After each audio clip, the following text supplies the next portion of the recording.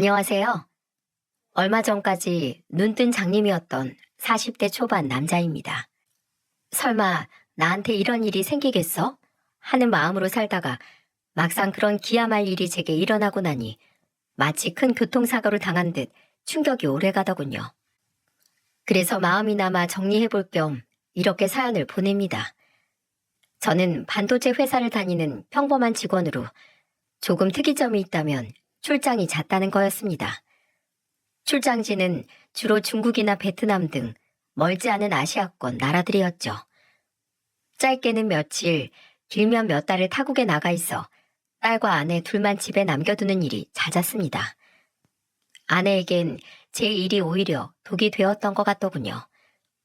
거의 모든 시간 혼자서 독박 육아를 하다 보니 아이를 낳은 후 얼마 되지 않아 우울증이 찾아온 것이죠. 아내분께선 외향적이고 여자인 자신으로서의 정체성이 강하신 분입니다.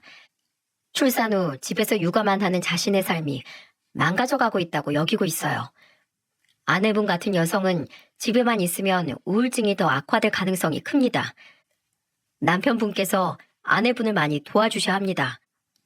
2살 배기 소연이를 옆에 방치해둔 채 하루 종일 멍하니 창밖만 바라보는 아내를 보다 못한 제가 정신건강의학과 병원에 데려갔을 때 의사가 저를 따로 불러 넌지시한 말이었습니다. 저는 그날 집으로 돌아와 아내와 많은 대화를 나누었죠.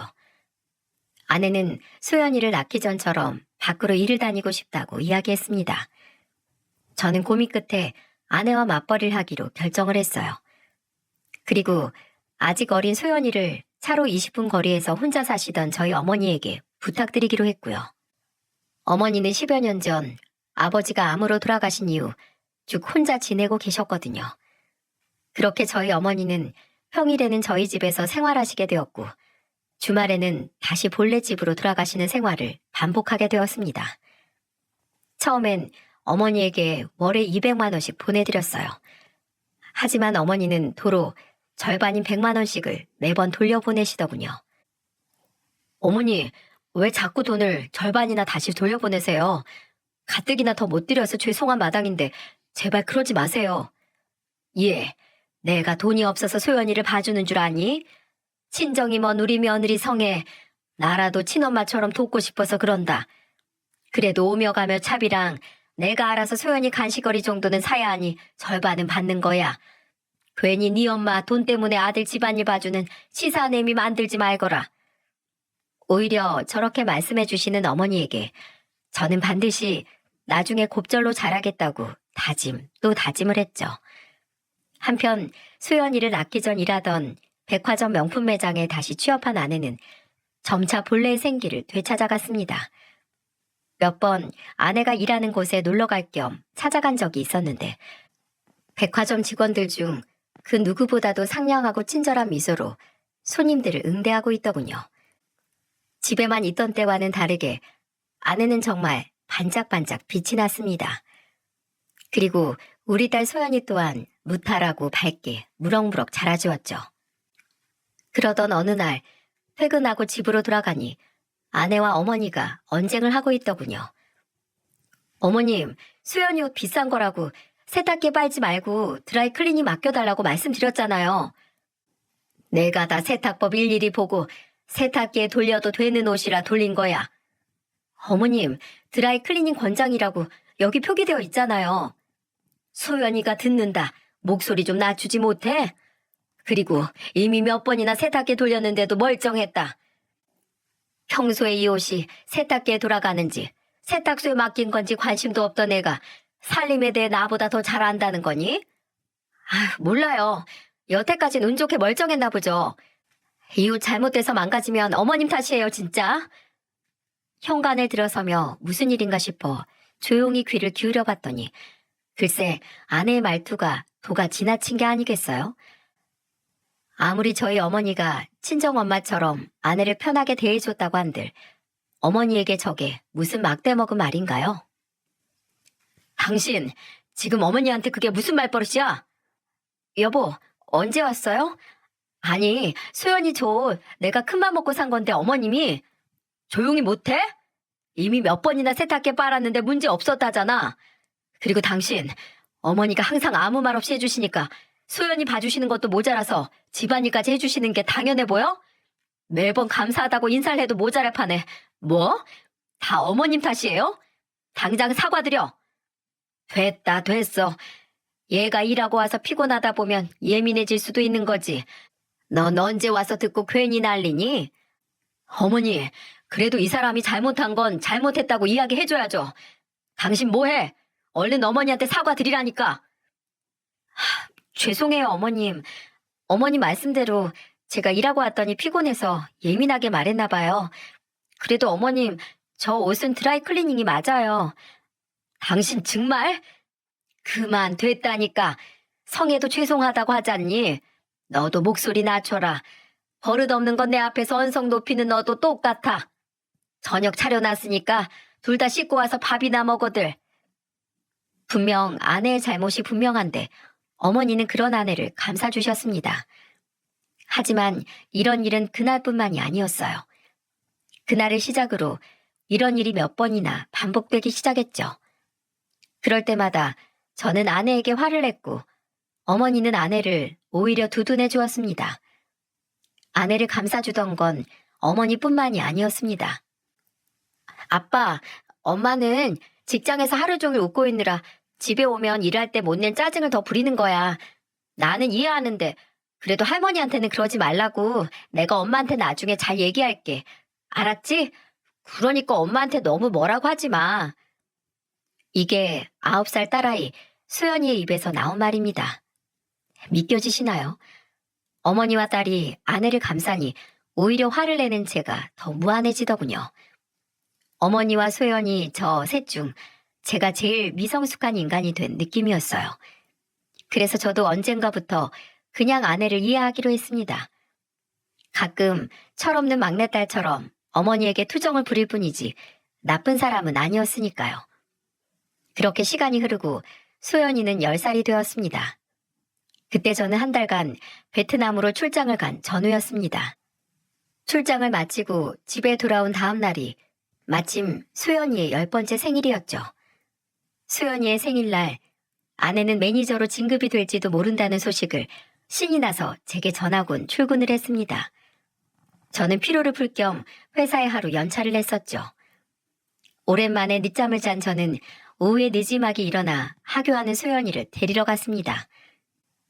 전날엔 너무 늦은 밤에 귀국을 한 터라 잠든 소연이 얼굴밖에 보지 못했거든요. 그런데 한 달 만에 저와 마주한 소연이는 뭔가 달라 보였어요. 아빠, 오셨어요? 평소였다면 하굣길에 발견한 저를 보고는 아빠 하며 달려와 신나게 안겼을 텐데 그날은 왜인지 쭈뼛대며 제게 존댓말을 하더군요. 그래, 아빠 오셨다. 우리 예쁜 소연이 오늘도 학교에서 공부 열심히 했어? 한 달 동안 아빠 안 보고 싶었고?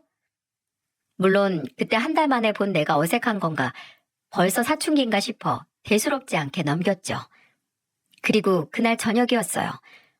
어머니는 아내의 퇴근 시간에 맞춰 소연이의 생일상을 차렸고 우린 식탁에 앉아 아내를 기다리고 있었습니다.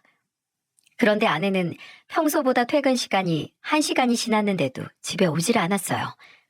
저는 어디쯤인가 싶어 아내에게 전화를 걸었죠. 여보세요? 소연 엄마 오고 있어? 어디쯤이야? 여보, 정말 미안한데 나 매장에 일이 생겨서 좀 많이 늦을 것 같아. 그래? 많이 늦는 거야? 애 생일인데 못 빼는 일이야? 대신할 다른 사람은 없고? 나 좀 있으면 매니저로 진급할 수도 있을 것 같다고 했잖아. 이럴 때일수록 더 나서서 열심히 해야지. 그래도 오늘 오랜만에 다 같이 모여서 식사하는 건데 게다가 우리 소연이 생일이고. 미안해 여보. 소연이한테도 미안하다고 전해줘. 나 기다리지 말고. 알았지? 어머님께도 죄송하다고 꼭 전해줘요. 아내가 전화를 끊은 후 소연이의 표정은 시무룩해졌어요. 저는 애써 웃으며 소연이를 다독여줬죠. 어머니 또한 저를 거들어주셨고요. 엄마가 워낙에 능력이 좋아서 회사에서 엄마만 찾나 보다. 그치? 우리 먼저 생일 축하 노래 부르고 밥 먹자, 소연아. 그래, 우리 애기 배고프겠다. 할머니가 소연이 좋아하는 갈비찜 했어. 맛있겠지? 얼른 촛불 끄고 식기 전에 먹자. 평소에 소연이었다면 오히려 자기가 더 나서서 역시 우리 엄마는 능력자라며 더 뿌듯해하고 제 엄마를 두둔했을 텐데 그날은 별말이 없더군요. 아니, 오히려 평소와는 다르게 고집을 부렸죠. 엄마 기다릴래요. 엄마 오면 같이 촛불 끌 거예요. 밥도 먹지 않고 무조건 엄마를 기다리겠다는 소연이는 도통 말려지지가 않더군요. 평소 그러지 않던 애가 한 번 고집을 부리니 저도 어머니도 어쩔 줄 몰라 했습니다. 결국 우리 세 사람은 차린 음식 위로 식탁보를 덮어두고 아내가 퇴근하기를 기다리기로 했죠. 하지만 시간이 흘러 음식이 차게 식고 시간이 11시 반이 될 때까지 아내는 오지 않았습니다. 소연애미 아직도 안 왔니? 방에서 잠시 눈을 붙이겠다며 들어가셨던 어머니도 어느새 잠에서 깨어 나오셨죠. 네, 많이 바쁜가 보네요. 전화 한번 해보지 그러냐. 소연이가 저렇게 기다리는데.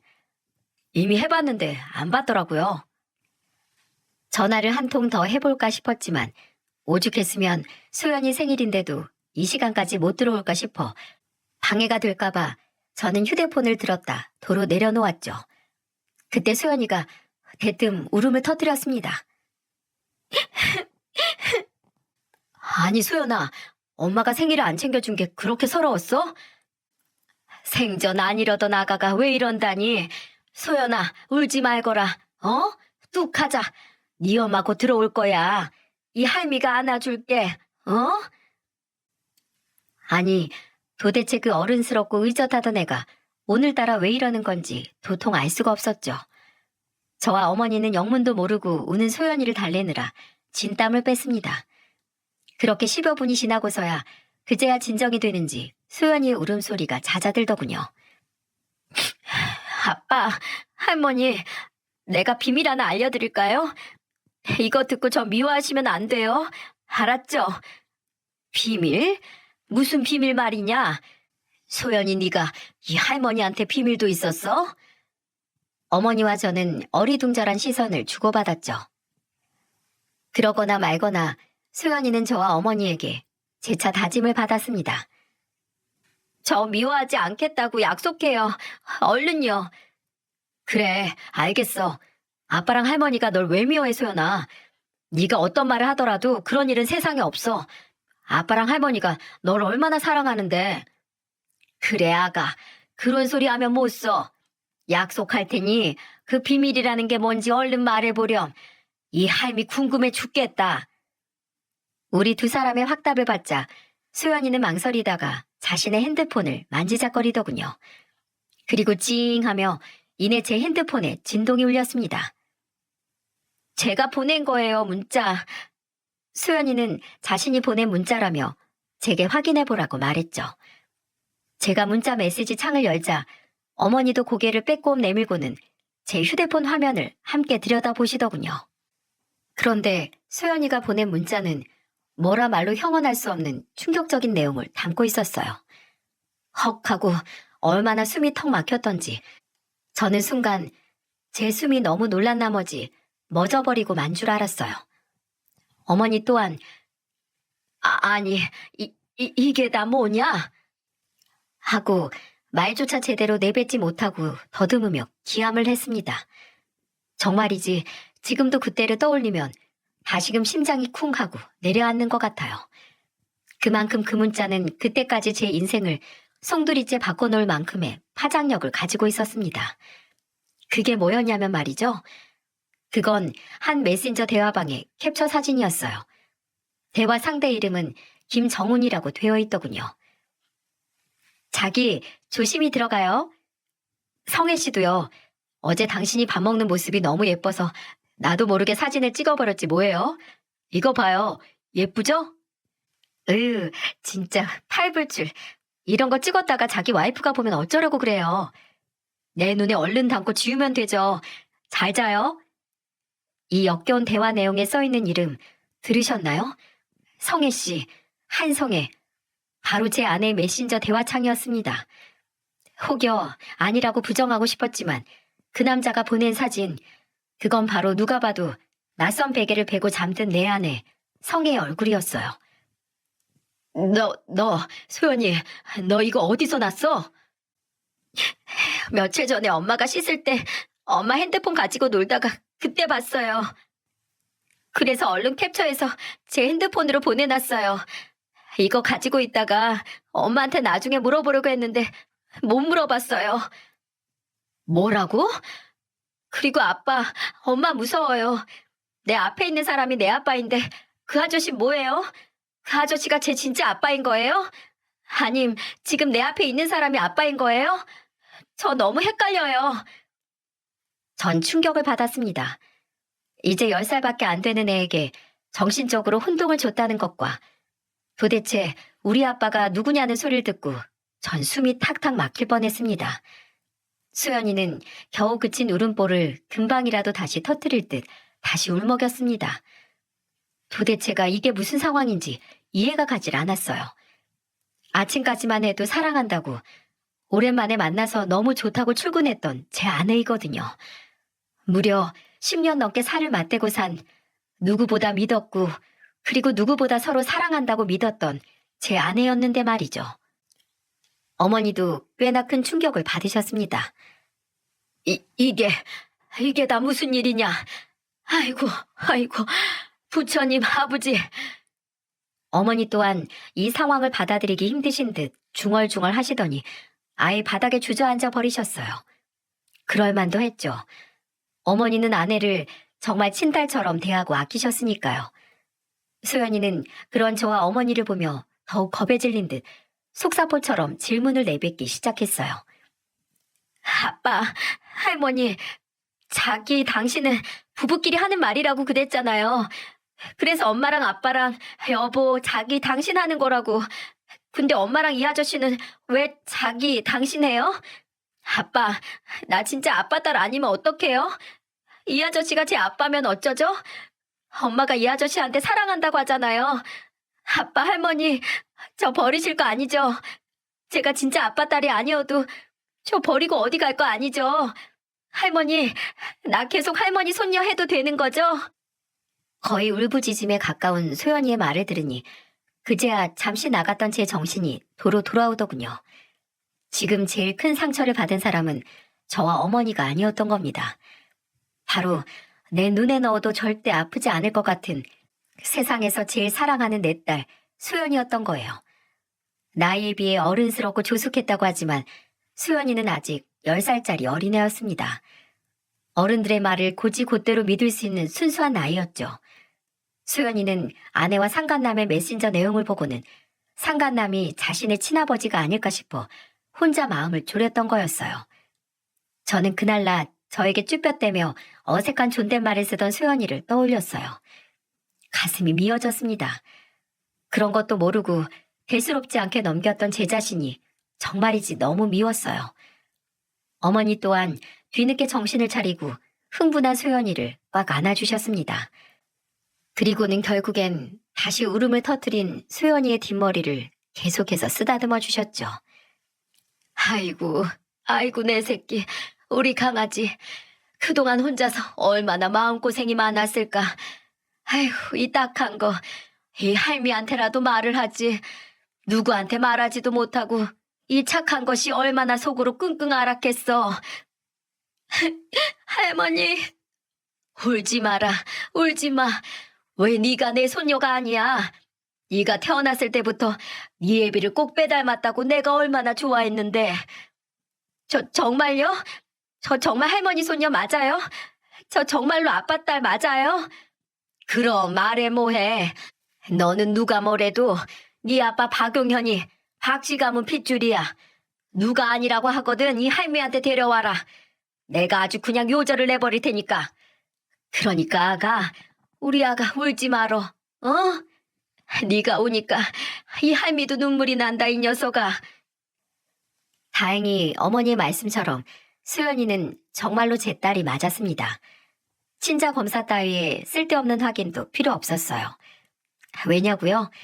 소연이는 그저 옆을 지나치는 생판 모르는 사람이 봐도 제 딸이구나 할 만큼 저와 붕어빵이었거든요. 눈썹과 눈의 모양, 두툼한 콧볼, 살짝 말려 올라간 입술 끝까지 어느 한 군데도 저를 닮지 않은 데가 없었죠. 수연이의 말에 속이 많이 상하셨는지 결국 어머니도 함께 눈물을 보이시더군요. 그 모습을 보니 제 안에선 이제 분노가 치밀어 오르기 시작했어요. 이년이 감히 내 딸을, 세상 어디 이렇게 착한 애가 있다고 이런 천사 같은 소연이를 울려? 이렇게 어린애 가슴에 큰 생채길래? 감히 더럽게 바람을 펴서 내 딸 눈에 눈물이 나게 만들어? 참 웃기죠. 그동안 신경조차 쓰지 않았던 아내 행적들이 아내의 바람을 알게 되자 그제야 의심이 되더군요. 브랜드에서 자체 연수를 시킨답시고 너무 자주 열린 워크샵, 그에 따른 아내의 잦은 외박, 일을 한다며 평소 연락 두절이 되는 건 예사고 계속해서 늦어지는 귀가 시간과 제가 출장을 갔을 땐 더욱 잦아지는 매장 직원들과의 회식까지. 최근 들어서는 원래도 그랬지만 평소보다 더 화려하게 꾸미고 사들이는 옷까지도 다양해졌었죠. 우리의 생활비는 뻔한데 어디선가 자꾸 사오는 명품 브랜드 옷가지들도 다 어디서 났나 했더니 다 그놈의 빌어먹을 상간남이 사줬겠구나 싶었습니다. 의심은 곧 확신으로 바뀌었죠. 저는 그날 밤 놀란 어머니와 소연이의 짐을 간단하게 싸서 어머니의 집으로 태워다 주었습니다. 어머니, 당분간만 이 집에서 소연이랑 지내주세요. 소연이 학교에는 제가 말해놓을 테니 당분간 학교에 보내지 말고 어머니 집에서 소연이를 좀 돌봐주세요. 오래 걸리지 않게 할게요. 그거야 상관없다만 어쩌려고 그러니? 우리 소연이 눈에 눈물 나게 했으면 자기 눈엔 피눈물이 나게 해야죠. 아이고, 이게 웬 난린지. 나도 정신이 없어 뭐라고 말을 못하겠다. 일단 얼른 돌아가거라. 나는 소연이 좀 달래서 재워야겠다. 그렇게 어머니와 소연이를 들여보내고 저는 다시 집으로 돌아왔습니다. 집으로 돌아오니 그새 아내가 귀가해 씻고 욕실에서 나오고 있더군요. 어머님하고 소연이는? 식탁에 음식들 다 그대로 있던데? 아내는 태연하게 머리에 물기를 젖은 수건으로 닦으며 제게 물었어요. 저는 그날도 분명 아내가 그놈과 함께 있다 왔을 거라고 확신했어요. 한번 의심을 하기 시작하니 보이지 않던 것이 보인다고. 아내에게선 샴푸 향과 동시에 아주 미약하게 술 냄새가 났거든요. 평소 아내를 철석같이 믿고 있던 저라면 절대 눈치채지 못했을 만큼 아주 미약하게요. 저는 딸의 생일마저 참지 못하고 짐승처럼 제 감정만 앞세워 그놈과 사랑 노름을 하다 들어온 아내가 역겨웠습니다. 그리고 사진 속 낯선 베개를 베고 자고 있던 아내의 얼굴을 떠올리니 구역질이 밀려오더군요. 참자, 지금은 참아야 해. 저는 치밀어 오르는 역겨움을 애써 삼키며 아무 일도 없었다는 듯 대답했죠. 어차피 이번 주말 내내 당신 일하잖아. 나도 이번 출장은 너무 고돼서 어머니한테 이번 주말만 수연이 좀 어머니 댁에서 봐달라고 부탁해놨어. 집에서 아무것도 안 하고 푹 좀 쉬려고. 음식은 덜어가서 어머니 집에서 먹었어. 식탁의 음식들은 내가 내일 치울게. 그래? 케이크도 그대로 있던데? 어머니가 케이크를 또 사놓으셔서 그걸로 축하 파티 했어. 저건 다음에 먹으면 되지 뭐. 그랬구나. 아무튼 웬일이야? 당신 정말로 힘들었나 보네. 평소엔 소연이랑 노는 게 휴식이라고 쉬는 날에 절대 안 떨어져 있으려고 하더니 어디 사랑하는 우리 남편 얼굴 좀 보자. 주름이 얼마나 늘었나? 다른 놈과 놀아나고 집에 돌아와서 제게 사랑을 속삭이는 모습이라니 참으로 가증스럽더군요. 저는 일찍 누워 잠든 척을 했고 다음날 아내가 출근하자마자 미리 알아둔 흥신소에 연락해 아내와 상간남에 대해 샅샅이 조사해달라는 의뢰를 맡겼습니다. 그리고 아내는 그 주에도 회사 워크숍이 있다며 뻔뻔하게도 2박 3일 동안 집을 비우더군요. 수연이가 어머니 집에 왜 갔는지는 제게 물어보지도 않고요. 그리고 얼마 지나지 않아 흥신소에서 연락이 왔습니다. 흥신소 직원들이 제게 건네준 자료를 넘기다 보니 아주 기가 차더군요. 상간남은 아내와 나눈 메신저 대화에서도 나와 있었듯 멀쩡한 가정이 있는 유부남이었어요. 골프 용품점을 운영한다는 그놈은 아내가 일하는 명품 매장의 VIP 손님으로 8개월 전 아내와 처음으로 바람을 피기 시작했답니다. 아내 상간남이란 그놈 아주 한심한 놈이더군요.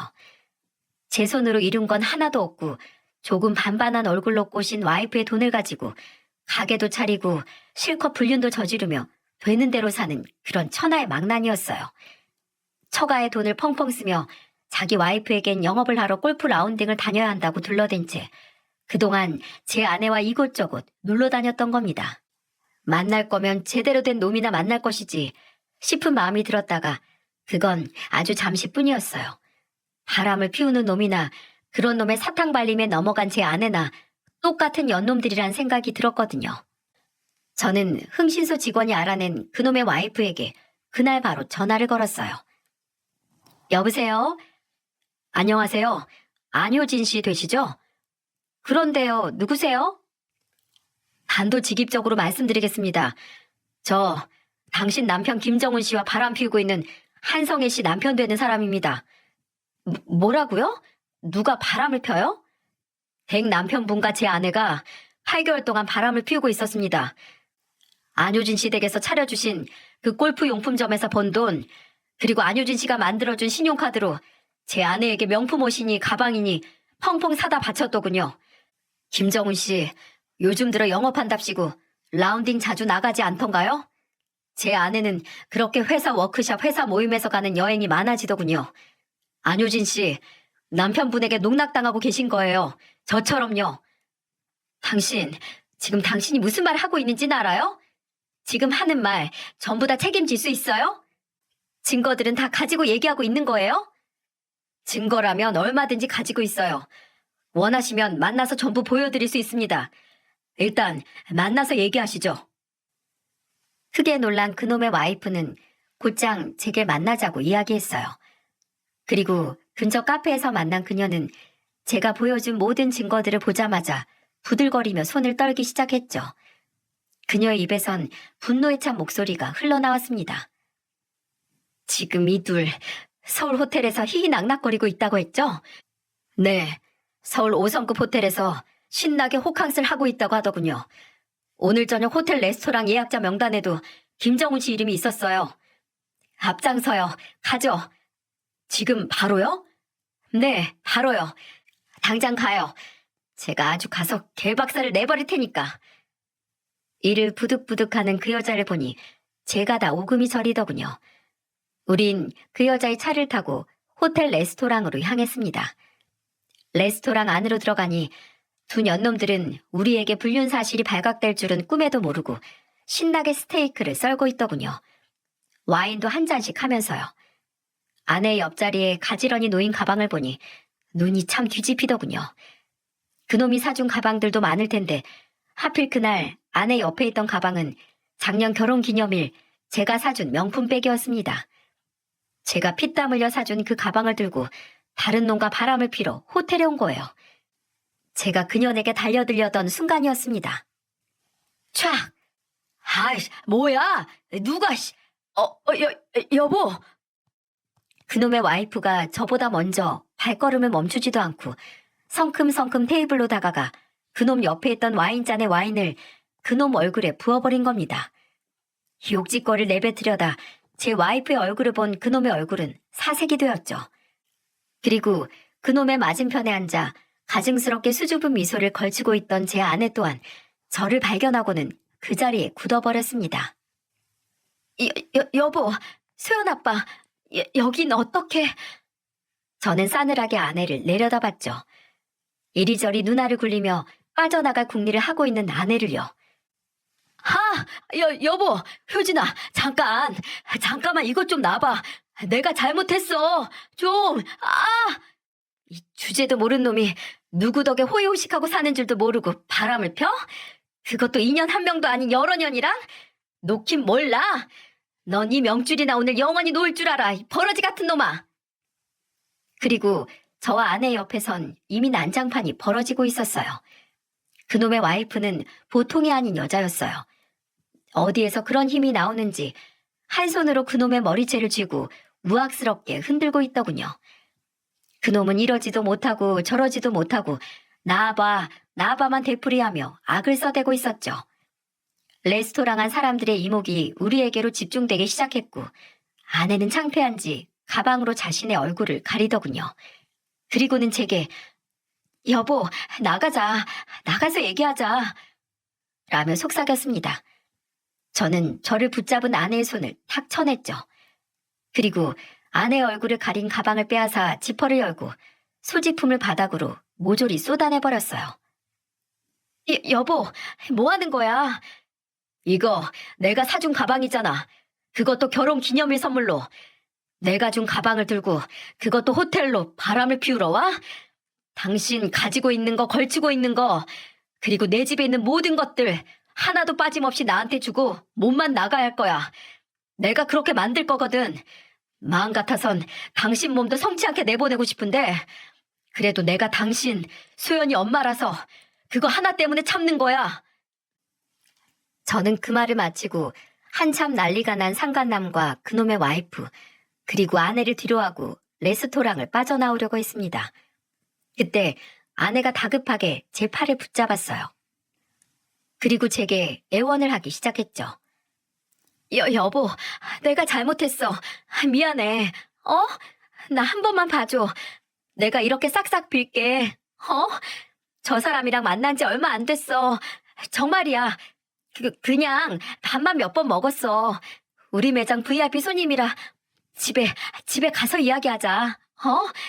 우리 소연이를 봐서라도 내 얘기 한 번만 들어줘. 아내 입에서 소연이의 이름이 흘러나온 그 순간 정말 참을 수가 없더군요. 저는 손을 올려 아내, 그년의 따귀를 날려버렸습니다. 얼마나 소리가 컸던지 짝 소리가 레스토랑 전체를 울리더군요. 제게 처음으로 맞은 아내는 두 손으로 뺨을 부여잡고 충격받은 눈으로 저를 바라봤습니다. 야, 한성애. 넌 내가 요절을 내고 싶은 거 간신히 참고 있는 거야. 알아? 너희들이 8개월 동안 붙어먹은 거 나 다 알고 왔어. 네가 어디서 감히 우리 소연이를 입에 올려. 소연이는 진지가 알고 있었어. 미년이 바람 피우는 거. 소연이가 울면서 나랑 어머니한테 자기가 내 딸이 맞냐고 묻더라. 제발 자기 버리지 말아달래, 울면서. 그게 어린애 입에서 나올 말이야? 남자의 눈이 뒤집힌 미년 때문에 우리 소연이가 평생 지워지지 않을 상처를 받았다고. 알아? 소연이 이름 또 그 더러운 입에 올려봐. 그땐 그 입을 찢어버릴 테니까. 저는 그 말을 끝으로 아직까지 신나게 상간남의 머리채를 휘어잡고 있는 그놈의 와이프에게 눈짓으로 인사를 한 채 레스토랑을 나왔습니다. 제게 마찬가지로 눈인사를 한 그놈 와이프의 목소리가 제 뒤통수에 쩌렁쩌렁하게 울리더군요. 저는 그 상간남은 제 손으로 직접 처리를 하지 않아도 이미 인생 망했겠구나 싶어 마음이 조금 가벼워졌습니다. 그렇게 그 여자와 우린 짧은 시간 안에 인간 같지도 않은 그것들을 응징했습니다. 그날 아내는 울며 불며 집 문을 두드려댔지만 이미 비밀번호까지 바꿔버린 전 그러거나 말거나 음악을 크게 틀고 못 들은 척 문을 열어주지 않았어요. 아마 조용해진 걸 보니 추위를 못 이기고 어딘가로 갔겠죠. 그리고 다음 날 저는 아내의 일터로 찾아갔습니다. 여보, 나 용서해주러 온 거야? 아내는 무슨 희망 회로를 돌린 건지 말도 안 되는 소리를 제게 짓거렸어요. 그러거나 말거나 저는 큰 소리로 아내의 상사인 매장 책임자를 찾았습니다. 성혜 씨 남편분 아니세요? 여긴 어쩐 일이세요? 저는 왜 그렇게 찾으시는지. 오랜만입니다. 매니저님, 말씀드릴 게 있어서요. 이 사람 이번에 매니저님 후임으로 매니저로 올라갈 것 같다고 하던데 정말인가요? 네? 아, 맞아요. 아마 별다른 일이 없으면 그렇게 확정될 것 같아요. 그 별다른 일 제가 알려드리려고요. 네? 여보, 지금 뭐 하는 짓이야? 아무리 내가 잘못했어도 그렇지. 여긴 내 직장이야. 그만 못해? 제가 무슨 이야기를 할지 눈치챈 듯 아내는 다급하게 저를 만류했습니다.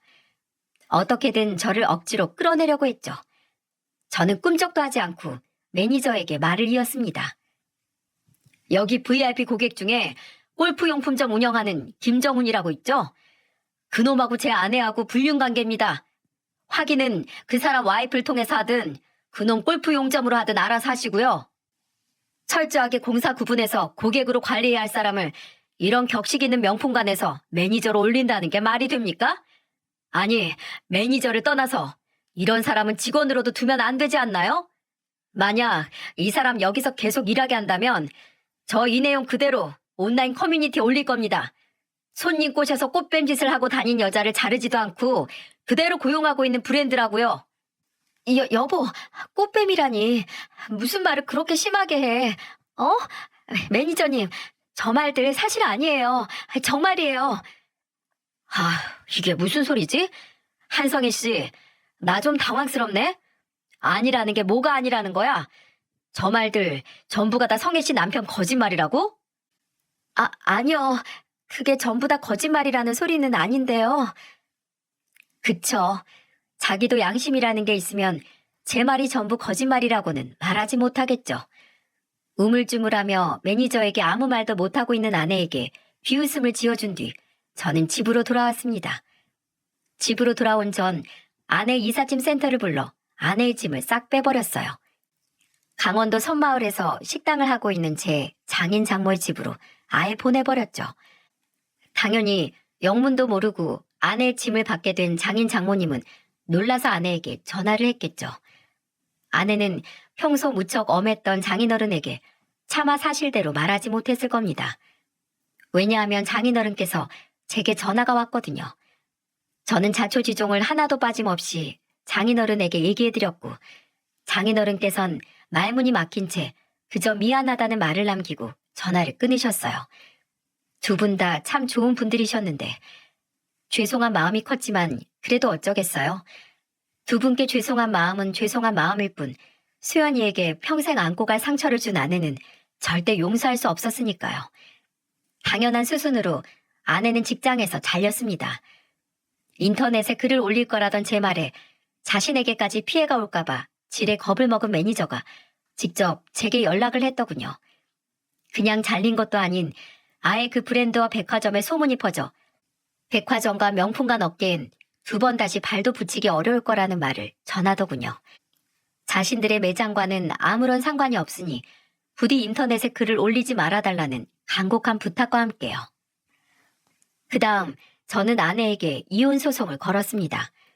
그리고 그 상간남에게도 위자료 소송을 함께 걸었죠. 그리고 아내 또한 상간남의 와이프에게 위자료 소송이 걸렸더군요. 아마 저보다 훨씬 위력이 센 변호사를 그쪽에선 고용했을 테니 어마어마한 위자료를 물게 되었을 거라고 생각합니다. 처절하게 무너진 아내는 수연이와 어머니가 머물고 있는 어머니의 집으로 줄기차게 찾아왔어요. 물론 한 번도 문을 열어주진 않았지만요. 그러던 어느 날 어머니의 집 근처에서 퇴근하던 저를 무작정 기다리던 아내와 결국 마주치고 말았습니다. 여보, 소연 아빠, 잠깐만 나랑 얘기 좀 해. 난 당신이랑 할 말 없어. 소름 끼치게 내 몸에 손대지 마. 여보, 당신 우리 아빠 알잖아. 나 친정에서도 쫓겨났어. 우리 부모님이 친정집에 한 발자국이라도 들이면 나 호적에서 파버리겠대. 여보, 나 돈도 없고 매장에서도 잘린 거 알잖아. 다 당신이 그렇게 만들었잖아. 나 월세 30만 원짜리 창문도 없는 고시원에서 지내. 제발 나 진짜 죽은 듯이 살게. 당신하고 소연이만 보고 살게. 제발 한 번만 용서해줘.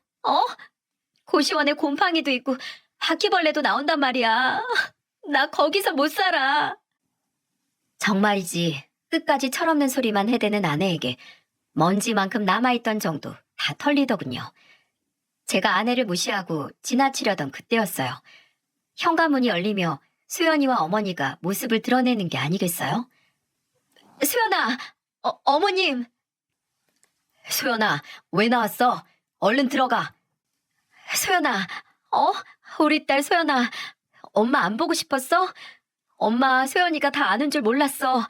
엄마한테 먼저 얘기해주지. 그러지 그랬어 우리 딸. 왜 이렇게 마른 것 같지? 엄마 보고 싶어서 밥도 안 먹고 있는 거 아니야? 아내는 저에게서 수연이에게로 타겟을 바꾸기로 마음먹었는지 수연이에게 한껏 매달리더군요. 엄마라는 이름을 잔뜩 앞세우면서요. 그런 아내를 제가 제지하려던 찰나였습니다. 촥! 언제 들고 나왔는지 어머니가 양동이에 찬물을 받아가지고 나와 아내의 얼굴에 끼얹어 버렸어요. 아내뿐 아니라 저 또한 순간 벙쪘죠. 어머니는 항상 아내의 편에 서서 아내에게 져주시던 분이셨으니까요. 어머니는 화를 애써 내리누르는 목소리로 엄하게 말씀하셨어요. 예, 너 어디서 지금 우리 소연이한테 엄마 행세야? 네가 소연이 엄마로서 도대체 뭘 했는데? 애를 예뻐하기만 했지. 네가 소연이 밥을 제대로 챙겨주길 했어. 옷을 빨아서 입혔어. 주말에도 네가 힘들단 핑계로 애한테 인스턴트 음식이나 배달 음식만 먹인 거 내가 모를 줄 알았어? 내가 그래도 그동안 너를 봐준 건 네가 소연이 엄마니까, 그리고 내 아들 아내니까, 우리 가족으로서 내가 품어서인 거야. 근데 너 지금 네가 뭐니? 소연이 애미라고는 입에 올리지도 못하겠고 내 아들 반려자도 아니고 내 며느린 더더욱 아니잖니. 근데 여기가 어디라고 뻔뻔하게 찾아와? 썩 안 꺼져? 아내는 낯선 어머니의 모습이 무서웠는지 소연이의 옷깃을 부여잡고 아이의 뒤에 숨어 벌벌 떨더군요. 정말 애엄마라는 사람이 아이 뒤에 숨어서 떠는 꼴이라니 한심하기 이를 데가 없었습니다. 저는 그런 아내를 소연이에게서 거칠게 떼어놓았죠. 그만 좀 해, 당신. 지금 진짜 추한 거 알아? 애 앞에서 이게 무슨 추태야? 저는 빨리 이 상황에서 벗어나게 해주고 싶은 마음뿐이었어요. 그래서 소연이와 어머니를 데리고 얼른 집으로 들어가려고 했죠. 그때 소연이가 저를 붙잡고 고개를 도리도리 내저었습니다.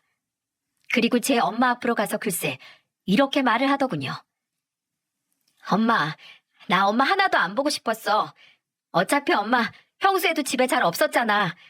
오히려 맨날 출장 다니던 아빠가 쉬는 날 내 옆에 더 많이 있어줬는걸? 나 평소처럼 할머니랑 아빠랑 잘 지내고 있어서 밥 잘 못 먹을 일도 없었어. 오히려 나 엄마를 생각하면 화가 나는걸? 나한테 상처를 준 건 용서할 수 있지만 할머니랑 아빠한테까지 상처 준 엄마는 용서할 수 없어. 그래서 엄마 있지? 2번 다시 나 엄마 안 보고 싶어. 더 이상 찾아와서 아빠랑 할머니 힘들게 하지 말아요. 알았지? 이제 가. 나 아빠랑 할머니랑 저녁 먹어야 돼. 야무지게 촌철살인을 한 소연이는 말을 마친 후에야 저와 어머니의 손을 이끌고 집으로 들어가더군요. 소연이의 손에 이끌려 어머니의 집으로 들어가는 동안 아내를 힐끔 쳐다봤습니다. 아내는 소연이의 2번 다시 보고 싶지 않다는 말에 적잖은 충격을 받았는지 그 자리에 망부석처럼 굳어 있었어요. 그 난리를 치던 사람이요. 그게 아내의 마지막 모습이었습니다. 그 뒤로 아내는 더 이상 우리를 찾아오지 않았거든요. 중요한 건 아내에게 내려진 저에게 매달 60만 원씩 양육비를 보내라는 법원의 판결까지 1년째 강간무소식이라는 겁니다. 2손 2발 멀쩡한 사람이 아르바이트 하나 구하지 못한 것도 아닐 텐데요. 그래도 여유가 생기면 보내기 시작하겠지 싶어 마지막 남은 정으로 1년 동안 기다려줬건만 아직도 아무런 소식이 없네요. 그래서 저는 결국 아내에게 양육비 청구 소송을 다시 걸 작정입니다. 그까지 돈 60만 원 있어도 그만 없어도 그만이지만 괘씸해서 그대로 두기 싫더군요. 딸과 저를 배신한 대가 지구 끝까지 쫓아가서 청구할 생각입니다. 여기까지가 최근까지 제게 일어났던 일들입니다. 글로 이렇게 담담히 정리를 했지만 사실 이 모든 일을 겪어오며 참 마음이 힘들었어요. 어찌됐든 제가 오랫동안 부부로 살아왔던 사람이고 살을 부대끼며 살았고 제 아이의 엄마였으니까요. 얼마 전 읽던 책에서 한 스페인 속담 하나를 읽었습니다. 항상 맑으면 사막이 된다. 비가 내리고 바람이 불어야만 비옥한 땅이 된다. 라는 말이었죠. 제 인생에 이런 거센 폭풍과 비바람이 불었으니 제 인생 또한 전보다는 더 단단하고 비옥해졌을 거라고 저는 믿기로 했습니다. 왜 그런 말도 있잖아요. 사람을 강하게 만드는 것은 고난이 아니라 다시 일어서는 것이라고요. 저는 어떠한 풍파와 고난이 닥친다 하더라도 우리 딸 소연이를 지켜줄 겁니다. 왜냐고요? 아빠니까요. 제 사연을 들어주신 여러분의 인생에도 많은 풍파와 희노애락이 있으셨을 겁니다. 하지만 저처럼 여러분이 걸어온 길들 또한 여러분의 인생을 더욱 단단하고 비옥하게 만드는 길이었을 거라고 모두 믿고 힘을 내서 살아가셨으면 좋겠습니다. 저의 긴 사연 들어주셔서 정말 감사드립니다.